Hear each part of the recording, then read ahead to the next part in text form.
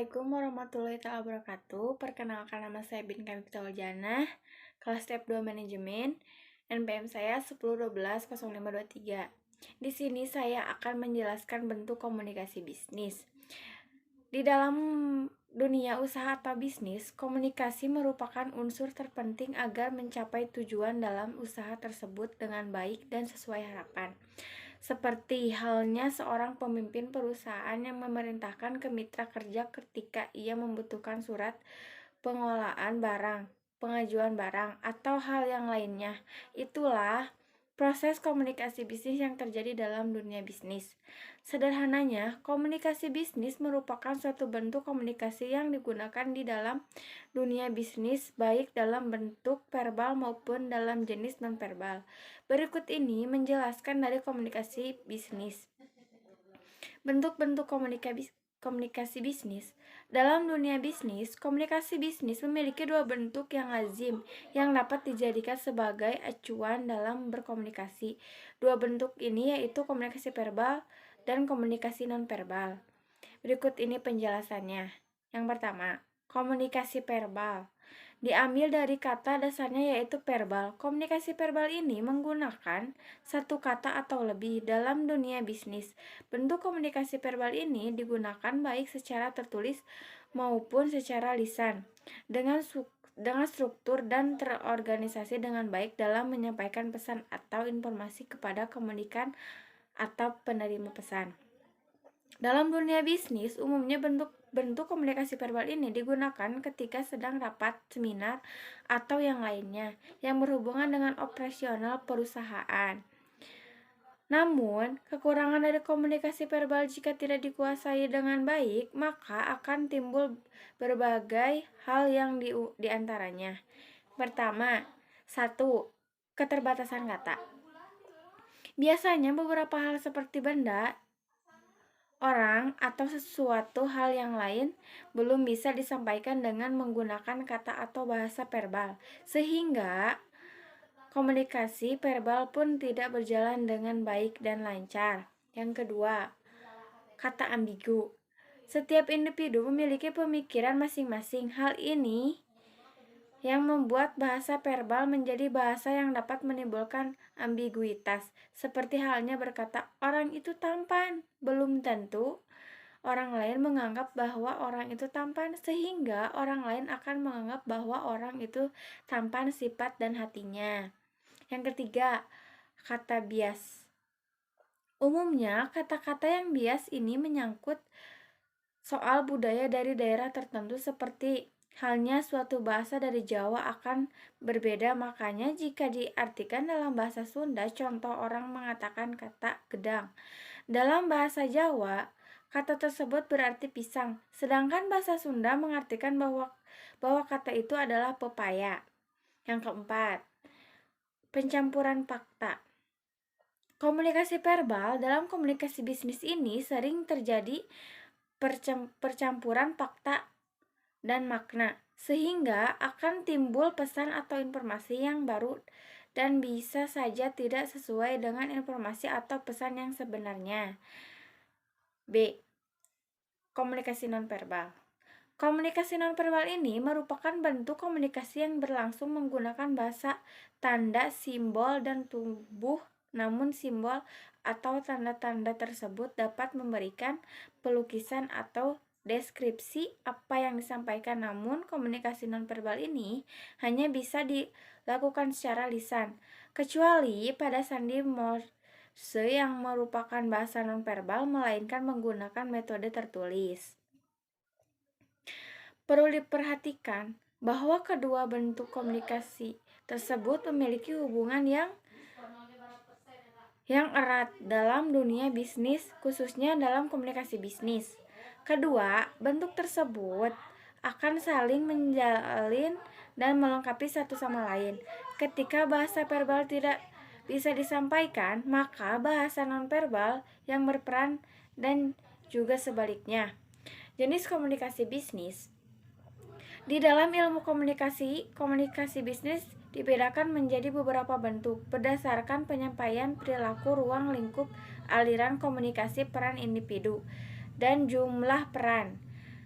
Komunikasi bisnis menurut penyampaiannya. Komunikasi sangatlah penting dalam kehidupan sehari-hari walaupun tidak semua tampil dalam berkomunikasi. Berdasarkan penyampaiannya, komunikasi dibedakan menjadi dua, yaitu satu, komunikasi lisan. Komunikasi lisan merupakan metode komunikasi yang dialihkan secara langsung tanpa adanya batas dari jarak atau dilakukan secara bertatap muka. Komunikasi lisan ini dibedakan menjadi dua macam, yaitu komunikasi verbal yang disampaikan menggunakan kata-kata atau dengan bahasa. Komunikasi nonverbal yang disampaikan menggunakan tanda-tanda, simbol, bahasa tubuh, wajah, nada bicara, hingga perekanan kalimat. Komunikasi tertulis. Secara singkat, komunikasi tertulis ini dilakukan dengan metode tulisan. Umumnya, komunikasi tertulis ini contohnya seperti surat, naskah, belangko, dan lain sebagainya yang tujuannya adalah menyampaikan pesan atau informasi. Dalam komunikasi bisnis, komunikasi tertulis ini sering digunakan ketika mereka mengadakan perjanjian, mengirim surat permintaan barang, dan lain sebagainya. Dalam komunikasi tertulis ini, alangkah baiknya dibaca terlebih dahulu sebelum disampaikan ke komunikan atau si penerima pesan. Karena komunikasi tertulis ini lebih mengandung resiko yang lebih besar dibandingkan dengan komunikasi lisan, terkecuali jika komunikasi lisan ini terekam, sehingga komunikasi tertulis ini perlu dibuat dengan bahasa yang mudah dan aman. Komunikasi bisnis menurut perilaku. Berdasarkan perilaku, komunikasi ini terjadi secara otomatis sehingga dapat dilakukan bahwa jenis komunikasi ini juga dipengaruhi oleh adanya situasi dan kondisi dari individu, baik komunikator maupun komunikan. Selain itu, komunikasi bisnis menurut perilaku ini juga dipengaruhi oleh situasi lingkungan dan atmosfer sekitar. Komunikasi bisnis menurut perilaku dibedakan menjadi beberapa jenis, yang diantaranya: 1. Komunikasi formal, 2. Komunikasi informal, 3. Komunikasi non-informal, dan komunikasi bisnis menurut ruang lingkup. Berdasarkan ruang lingkup komunikasi bisnis ini dibedakan menjadi beberapa jenis, diantaranya: 1. Komunikasi internal.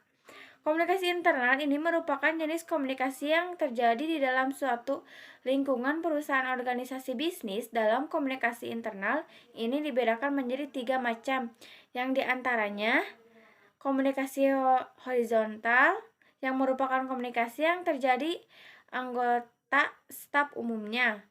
Komunikasi jenis berlangsung secara tidak formal.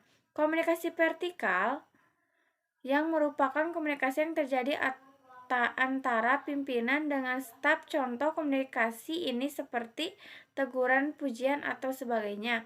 Komunikasi diagonal, yang merupakan komunikasi yang terjadi antara pimpinan dengan orang yang tidak di kedudukan yang sama. Komunikasi eksternal. Komunikasi eksternal ini terjadi antara anggota perusahaan dengan individu luar perusahaan. Umumnya, komunikasi ini terjadi pada pimpinan perusahaan kepada audiensi di luar kepemimpinan. Komunikasi eksternal ini dapat terbentuk eksposisi, pameran, promosi, dan publikasi. Konferensi pers, siaran radio, televisi, bakti sosial atau pengabdian, simulasi atau penyuluhan. Komunikasi bisnis menurut aliran informasi. Informasi atau pesan merupakan unsur penting dalam proses komunikasi bisnis. Informasi atau pesan dalam komunikasi bisnis inilah yang menentukan macam-macam komunikasi. Dalam komunikasi bisnis menurut aliran informasi ini dibedakan menjadi beberapa jenis, diantaranya: 1.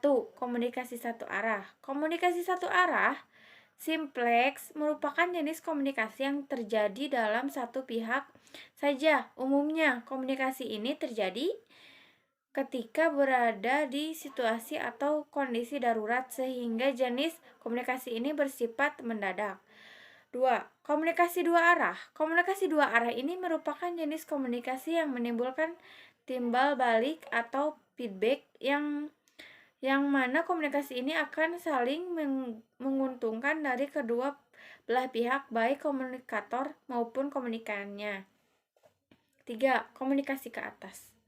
Komunikasi ke atas ini merupakan jenis komunikasi yang terjadi adanya komunikasi antara pegawai kepemimpinan perusahaan atau ke individu yang jabatannya lebih tinggi. 4. Komunikasi ke bawah. Komunikasi ke bawah ini kebalikan dari komunikasi ke atas, yaitu komunikasi yang terjadi pada pemimpin perusahaan kepegawaiannya.